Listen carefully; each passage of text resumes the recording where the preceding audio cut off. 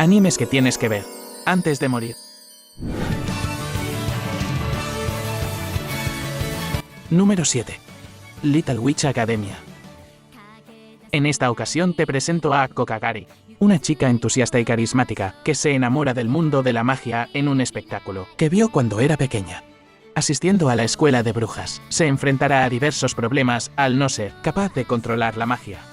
Esto no la desanima, tiene claro su objetivo, ser como su ídola que vio cuando pequeña, teniendo que buscar unas palabras mágicas para lograr despertar su poder oculto, mostrándonos cómo el esfuerzo puede superar al talento nato. En compañía de sus amigas Akko tendrá que demostrar que, pese a las adversidades, ella es digna de estar en la escuela que tanto soñó. Teniendo una temporada y una película, este anime te ofrece muchas risas y momentos de suspenso.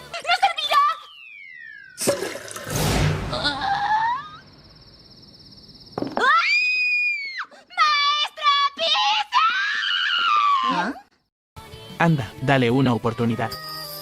ダイアナ。